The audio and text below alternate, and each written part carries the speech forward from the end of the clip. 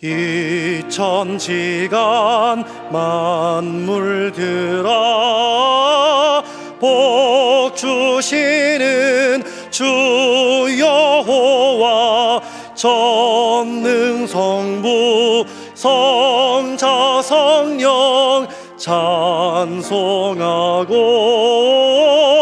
찬송하세.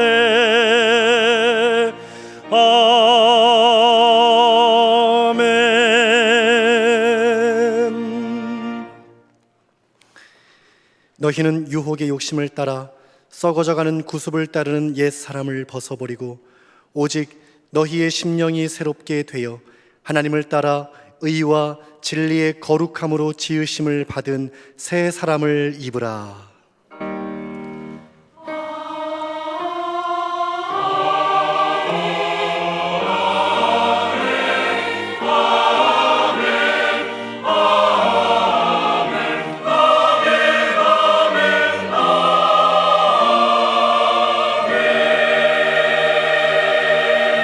하나님께서 우리에게 주시는 구약의 말씀은 에스겔 37장 15절에서 17절 말씀입니다.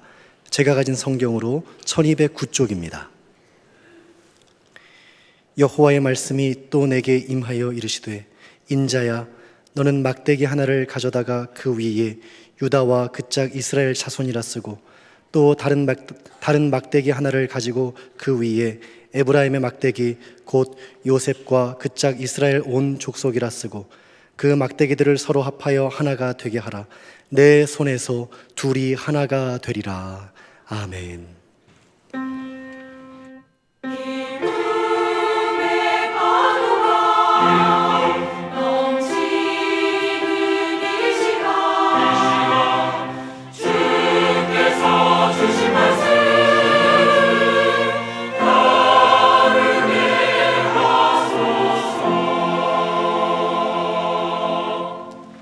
하나님께서 우리에게 주시는 신약의 말씀은 누가복음 9장 51절에서 56절 말씀입니다. 제가 가진 성경으로 108쪽입니다. 예수께서 승천하실 기약이 차감해 예루살렘을 향하여 올라가기로 굳게 결심하시고 사자들을 앞서 보내심에 그들이 가서 예수를 위하여 준비하려고 사마리아인의 한 마을에 들어갔더니 예수께서 예루살렘을 향하여 가시기 때문에 그들이 받아들이지 아니하는지라. 제자 야고보와 요한이 이를 보고 이르되 주여 우리가 불을 명하여 하늘로부터 내려 저들을 멸하라 하기를 원하시나이까. 예수께서 돌아보시며 꾸짖으시고 함께 다른 마을로 가시니라. 아멘. 예수님은 공생의 3년 반 동안에 주로 갈릴리 지방에서 활동하셨고 그 기간에 예루살렘에 절기를 지키러 3번 가셨습니다. 오늘의 신약 본문은 마지막으로 예루살렘에 가시는 걸음이었습니다. 예수님은 거기서 벌어질 일들을 내다보시면서 굳게 결심하시고 비장한 각오로 상경길에 오르셨습니다. 유대인들은 부정하다 하여 사마리아 땅을 돌아서 먼 길로 오고 갔지만 예수님은 사마리아 땅을 통과하는 질러가는 길로 가시려 했습니다. 제자들이 아마 그랬을 겁니다. 그리 가면 사마리아 땅인데 그 사람들이 그냥 지나가게 하겠습니까? 이런 진언이 왜 없었겠습니까? 그러나 예수님은 묵묵히 그 길을 가시면서 사자들을 한 발 먼저 보냈습니다. 예수님을 비롯한 일행의 숙소와 식사를 마련하려는 것이었습니다. 잠시 후에 사자로 보냈던 사람들이 돌아와서 하는 말은 안 된다는 것이었습니다. 예루살렘을 향하여 가시기 때문이라고 했고 사실은 이 사람들은 순례객 정도로 봤겠죠. 사실은 유대인이기 때문이었습니다.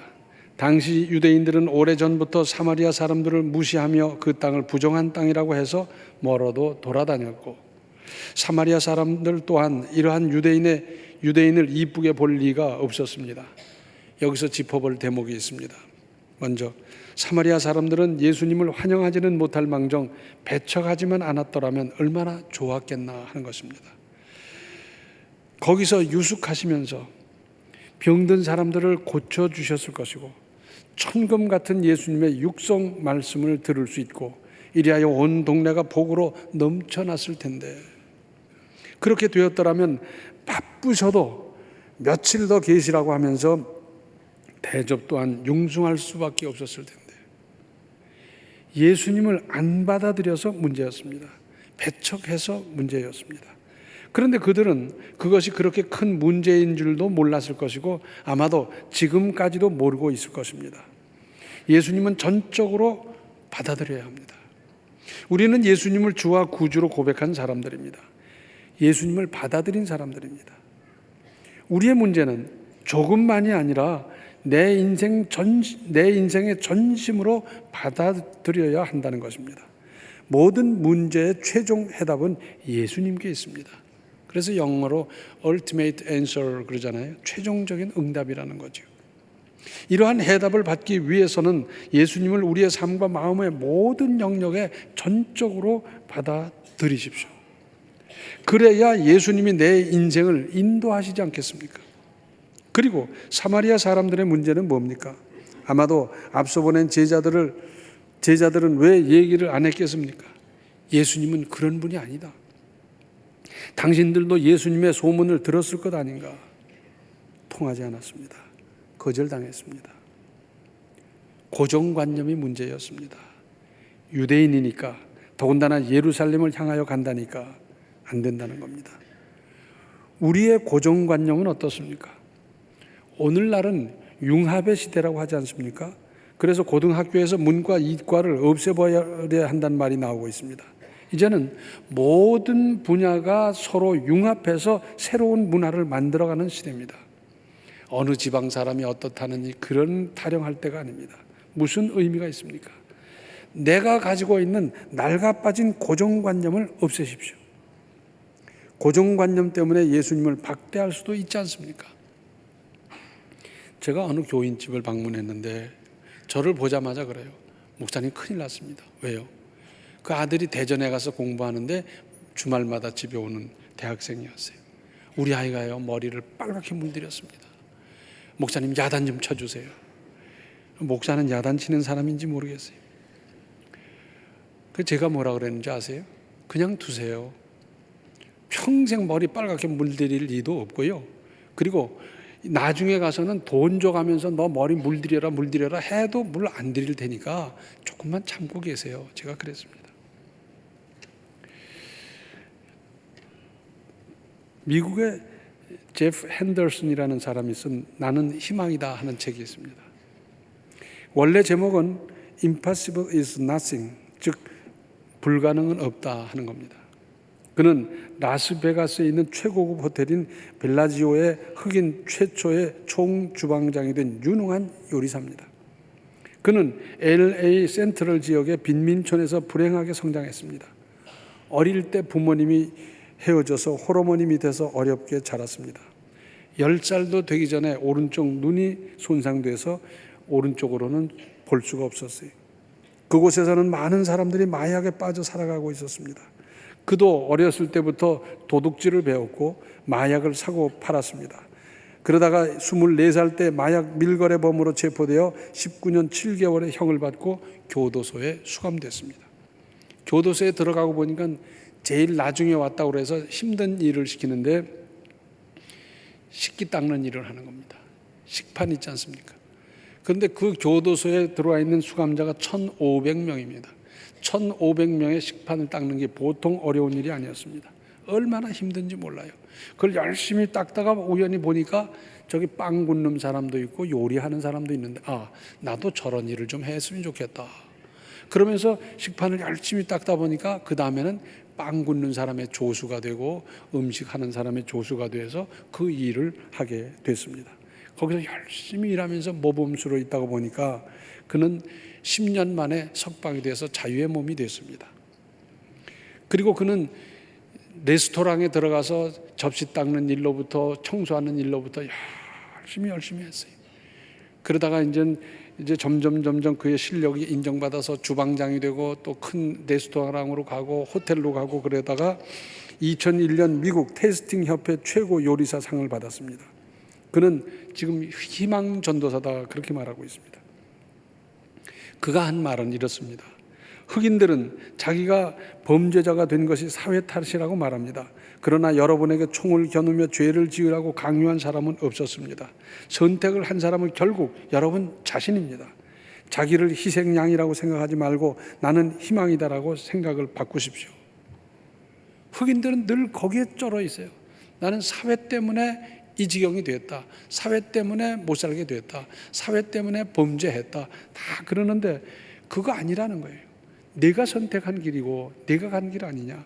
그러면서 우리는 희망이 있다. 지금부터라도 고쳐라. 그러면서 그 고정관념을 깨뜨리라는 겁니다. 그 핑계를 깨뜨리라는 겁니다. 그래서 그 책은 지금 뉴욕 타임스에서 선정한 금주의 최고 베스트셀러에 오르기도 했어요. 많은 사람들을 감동시키고 있습니다. 그리고 예수님의 제자 야고보와 요한이 의분을 참지 못하고 하늘에서 불을 내려 저들을 없애버리시면 좋겠다. 아무리 의분이라 하더라도, 명분이 있다 하더라도 파괴적인 일은 안 됩니다. 예수님은 이들을 책망하셨습니다. 한편 어떤 성경 사본에는 55절 하반절이 기록되어 있는데 이르시되 너희는 무슨 정신으로 말하는지 모르는구나. 인자는 사람의 생명을 멸망시키러 온 것이 아니요 구원하러 왔노라 하시고 그랬어요. 아무리 선한 일도 파괴적인 방법으로는 이룰 수 없습니다. 예수께서 겟세마네 동산에서 잡히실 때 베드로가 칼을 빼어 휘두를 때 예수님은 뭐라고 말씀하셨습니까? 마태복음 26장 52절에 이에 예수께서 이르시되 내 칼을 도로 칼집에 꽂으라. 칼을 가지는 자는 다 칼로 망하느니라. 칼로 집권한 사람 칼로 망했어요. 칼로 정복한 사람 칼로 망했어요. 폭력적인 방법으로 이룰 수 있는 일은 아무것도 없습니다. 예수님은 순순히 잡히셨고 십자가를 지셨고 그래서 구원을 이루셨습니다. 의분의 혈기까지 함께한 두 제자의 높은 언성으로는 아무것도 이룰 수 없었습니다. 세상은 하나님의 뜻에 따르고 순리대로 사는 겁니다. 예수님의 걸음에도 방해가 있었습니다. 예수님은 지금 십자가를 지러 가시는 길인데 여기에도 방해가 있었어요. 예수님 뿐입니까? 베드로의 가는 길에도 그랬고 바울의 전도에도 얼마나 방해와 핍박이 많았습니까? 우리가 믿음으로 하고 있는 일에도 여전히 방해가 따를 것입니다. 호사다마라고 좋은 일에 마귀가 많다는 겁니다. 그런데 그래도 예수님의 구원 사역은 여전히 진행되고 있습니다. 계획대로 다 되어가고 있어요. 또한 예수님 일행이 예루살렘의 절기를 마쳐 도착하는 일정에 아무런 차질이 없었습니다. 걸음을 재촉했을 수도 있고 아무튼 상경 일정에 차질이 없었습니다. 잠시 무슨 방해나 장애가 따른다고 쉽게 포기하지 마십시오. 선한 일인데 왜 협조가 안 되냐고 투덜대지 마십시오. 방해가 있으면 있거니 하십시오. 그리고 믿음으로 기도하면서 극복하십시오. 그리고 거절당한 예수님은 발길을 돌려 다른 마을로 가셨습니다. 지름길을 놔두고 돌아가신 것이고 비용이나 시간이 다소 더 들었을 겁니다. 우리는 어떤 문제를 만나면 제일 먼저 어떡합니까? 당황하고 그리고는 어떻게든지 그 뚫고 가려고 하지 않습니까? 그런데 한 발 물러서서 깊이 더 생각해 보십시오. 한 발 물러설 수도 돌아갈 수도 있는 겁니다. 사마리아 사람들과 단판을 짓겠습니까? 씨름을 하겠습니까? 토론하거나 투쟁을 하겠습니까? 또 그래서 얻어질 수 있는 것이 뭐가 있겠습니까? 이런 때 우리는 흔히 자기 방법을 고집하고 제 뜻을 관철시키려 하고 그것이 안 되면 화를 내고 한 발 물러설 수도 있고 돌아갈 수도 있는데도 꼭 제 고집대로 하려고 하는 경우가 얼마나 많습니까? 예수님은 원망하지 않았습니다. 혀를 차지도 않았습니다. 육군 보병 전술에 보면 적 진지가 있는데 그 진지를 이제 탈환하려면 어떻게 해야 되느냐? 제일 좋은 방법은 돌아가는 겁니다. 제일 마지막 방법은 뭐냐? 정면 돌파하는 겁니다. 정면 돌파하면 적진지를 점령한다 하더라도 아군의 희생이 많을 수밖에 없습니다. 이건 하지하 방법으로 나와 있어요. 그런데 어쩔 수 없이 정면 돌파해야 되는 때도 있겠죠. 그러나 그것은 하지하 방법이다 하는 겁니다.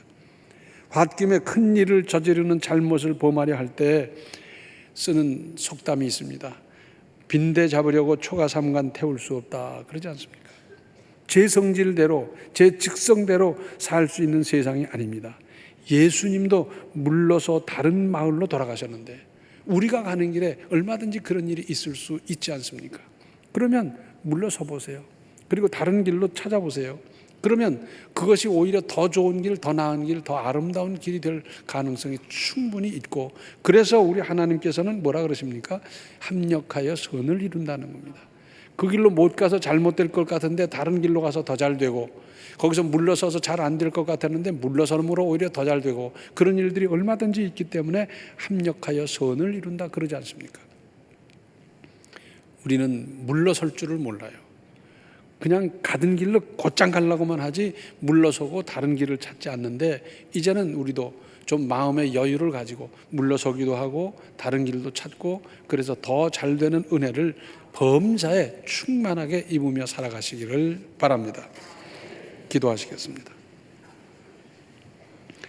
은혜로우신 아버지 하나님, 우리 삶에, 우리 인생에 주님을 전적으로 받아들여서 주님이 우리의 인생을 인도하는 그 손길 붙잡고 살아가는 우리의 삶이 되게 하여 주시옵시고, 주님도 방해를 받으셨는데 우리가 가는 길에 얼마든지 방해가 있을 수 있지 않습니까? 능히 견뎌내고 능히 극복하는 우리가 되게 하여 주실 뿐 아니라 주님께서도 물러서시고 주님께서도 다른 길을 찾으신 일이 있는데, 우리들도 이제 한 발 물러설 수 있는 마음의 여유를, 그리고 다른 길을 찾을 수 있는 지혜를 허락하여 주셔서 합력하여 선을 이루시기를 기뻐하시는 만극하신 은혜를 우리가 범사에 받으며 누리며 살아가게 하여 주시옵소서. 예수님의 이름 받들어 간절히 기도하옵나이다. 아멘. 주님을 전적으로 받아들이고 전심으로 따르십시오. 지금은 생명의 주 예수 그리스도의 은혜와 하나님 우리 아버지의 극진하신 사랑과 성령의 감화 감동 충만 교통하심이 주님을 전심으로 받으며 또 주님 가신 그 길을 믿음으로 따르기로 작정하는 모든 성도들 머리 위에 이제로부터 영원토록 함께 계시기를 간절히 축원하옵나이다. 아멘.